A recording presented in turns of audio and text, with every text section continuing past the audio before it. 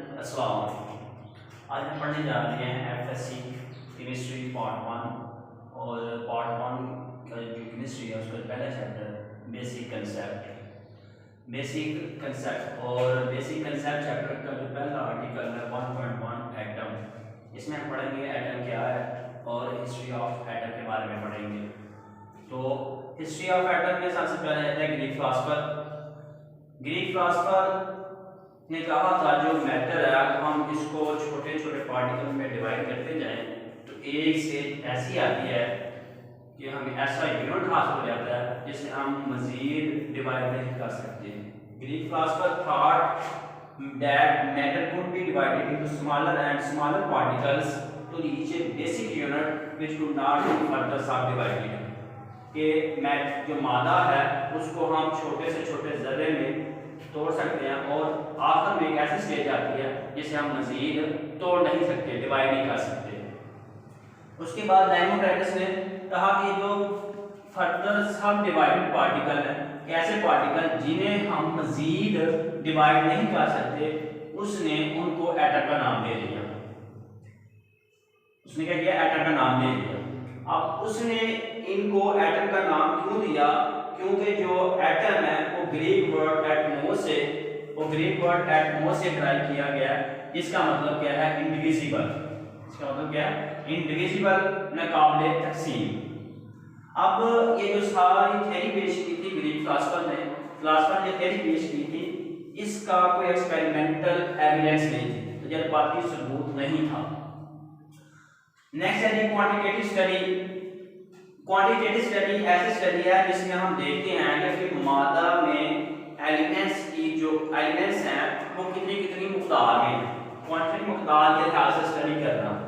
In 17th century quantitative study disclosed that few elements were the components of many different substances। ये 17th century के आखिर पे quantitative study ने आया कर दिया, जाहिर कर दिया कि जो चंद एक एलिमेंट्स हैं वो कई मुख्तलिफ सब्सटेंस में पाए जाते हैं। नेक्स्ट क्या था? इसमें ये भी देखा गया, इट वाज आल्सो इन्वेस्टिगेटेड, ये भी देखा गया कि एलिमेंट्स किस तरह कंबाइन करते हैं कंपाउंड बनाने के लिए।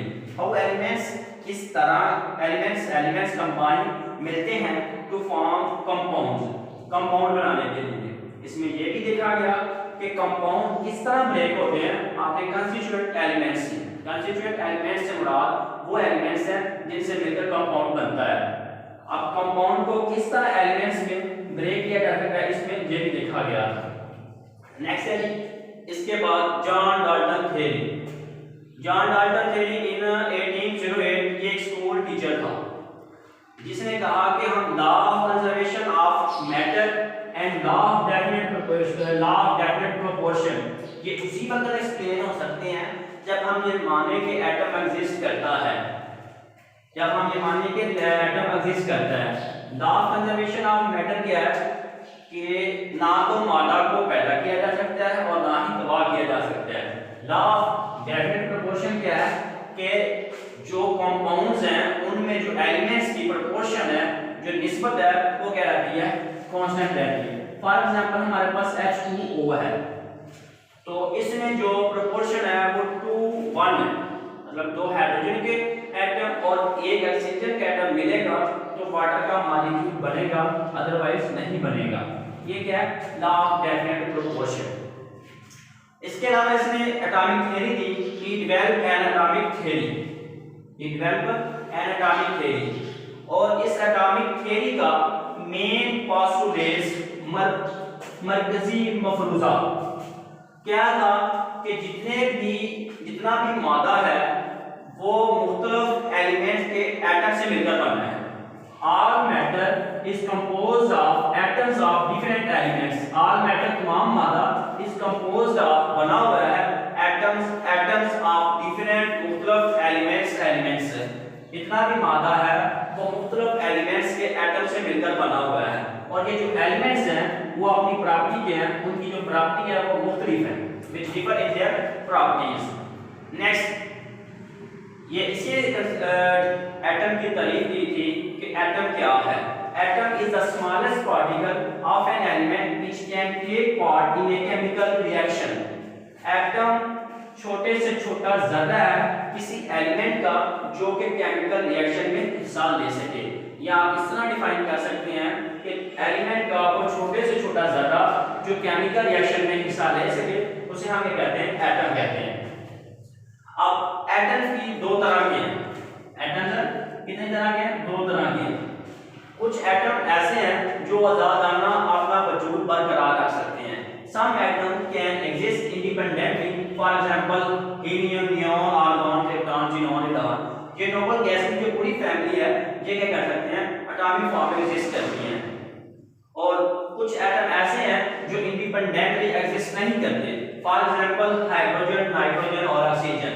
जो हाइड्रोजन है वो एटॉमिक फॉर्म में एग्जिस्ट नहीं करती, वो H2 की फॉर्म में एग्जिस्ट करती है। इसी तरह जो नाइट्रोजन है वो N2 की फॉर्म में एग्जिस्ट करती है, ऑक्सीजन O2 की फॉर्म में एग्जिस्ट करती है। ये था आज का हमारा लेक्चर। अब हमने इसमें ये देखना है कि जो पेपर के पॉइंट ऑफ व्यू से कौन से क्वेश्चन इंपॉर्टेंट है। पहला ये डेमोक्राइटस फर्स्ट पर्सन था जिसने एटम के टर्म को यूज किया।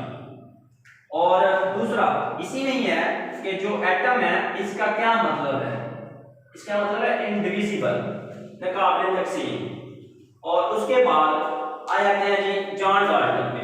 जॉन डाल्टन ये पेपर के ये जो जॉन डाल्टन थ्योरी है ये पेपर के पॉइंट ऑफ व्यू से बहुत ज्यादा इंपॉर्टेंट है।